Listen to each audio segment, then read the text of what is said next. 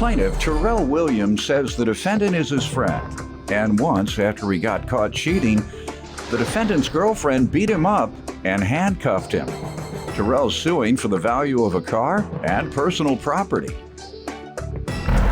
Defendant Adarius Hillman says Terrell is not only an aspiring rapper, but he's also an aspiring ladies' man. Adarius denies owing Terrell for anything. Start with you.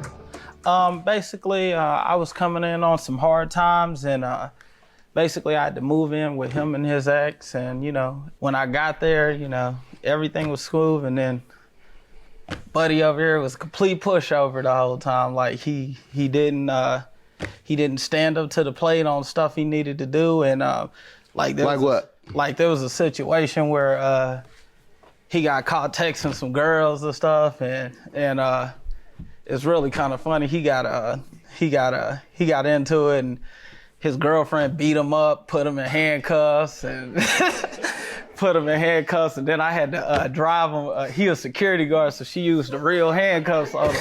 So I had to drive him to the gas station, and kidding? And the police took the handcuffs. You interfere with their kinky activity. That's what it sounds like to me.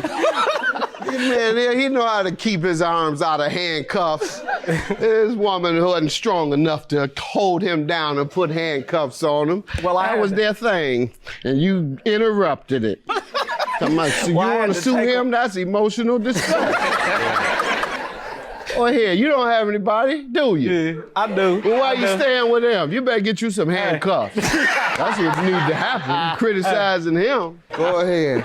I had to call the police to get him out the handcuffs, and the police told him next time you do kinky stuff, use the See? Police know.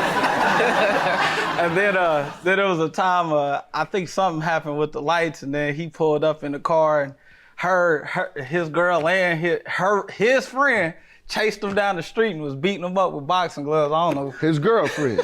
And his friend. I gotta give a little thought to that before I come up with something. I thought you might be saying she ordered him around in the house. Oh yeah, that made him share responsibilities. A lot of men think that that's somehow less than a man to share responsibilities, but it's not. Unless you're a chauvinist, then you think the old way. You do it all. I go to work. Yeah, I work too. I'm here all day working, cleaning up after you when you've been on the couch all day. So that's not what you're referring to, obviously. Nah. Did you help clean, by the way? Yes. Let me hear from you, sir. All right, well, pretty much like he said, yeah, he was roughing on hard times, and I was like, okay, you know, you could come move in with me. And then the next day I come in from work, and I noticed that he cleaned up the house. So I'm just like, you know what? We're gonna be really cool, because if you help me, I help you. So then, like, we started, like, bonding over old school rap, started making beats. He's an aspiring rapper, but he's also an aspiring ladies' man. And aspiring is the operative word. Yes. I mean, you haven't gotten there yet. Dreaming of. So he's dreaming of, right? Yeah. It's his dream to have a lady. Yes. He aspires to have a lady. He's on his way. Yes, but he also told me this one story where he was sleeping with his ex's sister. And he had to jump out the window. My baby mama don't know that yet. And he had to jump out the window and run around to the front door. Y'all some freaks. Here you got you a sister team, and he running around in handcuffs all over town. All right. And tell me about the car and property you're suing him for. Basically, I had to turn myself in for a case I had. So I had to turn. So he came to get my car for me. And from jail? Well, yeah. Or from the police station? Yeah, from the county building where they told me I had a situation I needed to handle. So they let me call some people to come get the vehicle. So he came and got it, and I told him to park the car at the house, and you know, whenever I get out, Whose house? His house? Yeah, the house that we all live at. So, and my mom will come get the car off of him. Well, They hold me. When was it? This was like Month? May 26th. Okay. So what happens? I go to jail. I thought I was gonna get OR'd out, but it didn't work out that way. So I had to sit in there for like 2-3 months. Really? For what? It was actually something petty. That's what. And you sat for 3 months for a petty crime? Yeah. So I was out there, like. You was out there was gonna shake your hand and give you an award? Yeah, no, I didn't think that, but I didn't think 3 months either, Right. That sounds excessive depending on what you consider a petty crime. But nonetheless, you told him to come and pick up the car. Right. He did. You told him to park it. Right. Until your mother came. Right. And did your mother come? Actually, she said she stopped by and the car wasn't there. So then when I got out of jail, I tried to get. How long? You said 3 months later? Yeah, so I'm like trying to. You and your mother weren't in touch for 3 months? I had to write her in jail. It's like I didn't even know I was getting locked up. You couldn't call collect? She don't accept collect calls. Knowing that you were in jail? Oh, man. Yeah, something doesn't sound right, sir. If you tell your mother to please get my car, she goes the next day. I wrote her and it wasn't. And when the mail got back, she told me it wasn't there. Right, and how long was that? In the same month. It was like 2 weeks after that happened. Why didn't she go and get the car over the course of those other days? Well, what happened was it got impounded. When? I guess the date on that same week on the 16th, it got impounded. You saying you guess, you don't? Well, when I got out, he told me that it got impounded, and I was like, well, we can go up. My point is, your mother had days to pick it up. She didn't.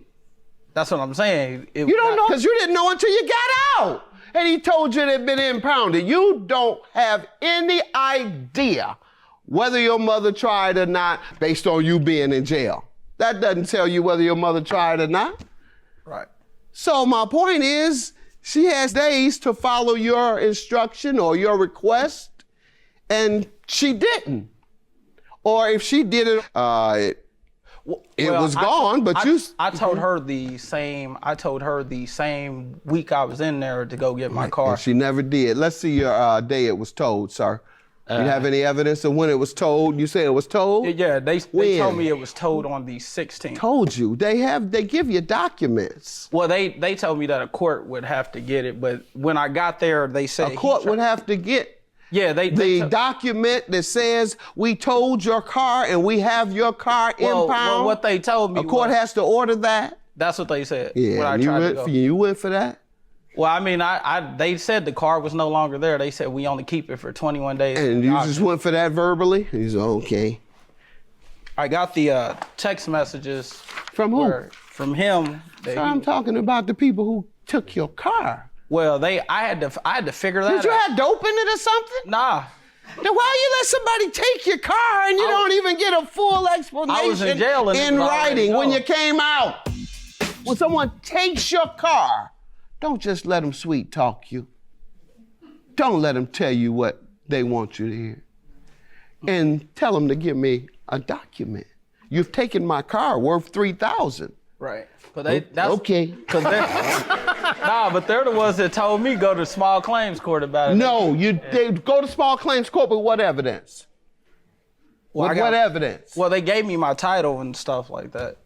Let me see what evidence you have. If they gave you your title. Yeah, they gave me my But they didn't tell you anything about when they told it, the exact date. Yeah, they told me it was the 16th of June. 16th of May, and they just told you that. They told me it was 16th. May 16th. Yeah. And they showed me a thing where they took a picture of his ID because I guess he came in there and tried to get some property out of it, and they said he wasn't the registered owner of the vehicle, so they wouldn't. Yeah, and see, this doesn't tell me when it was told, sir, and that's a very important fact in this case, when they told it, because you don't know when they told it either? No, sir. You had it when they told it? Yes. And don't know? No. What do you want to tell me? Pretty much, when the car What text you have? What? Pretty much when the car did get towed, I did go to the impound lot to try to get the car out. But then when I got up there, they told me, 1, I wasn't the legal registered owner of the car. 2, the car had literally a retired, not retired. How was it towed? Why was it towed? Because I parked it in a no parking zone. Oh. You were using his car in an illegal manner, and as a result, he lost it. Yes. Okay, and you don't think you should have anything to do with it. In fact, you don't even know when it was. You care so little about it. You care so little, I don't know when it was. What happened? I parked illegally, walked away. When I came back, it was gone. What do you want out of me? Want his money, $3,000 for the plaintiff. You were negligent in parking his car illegally, which led to the loss of his car. Judgment for the plaintiff. Have a good day.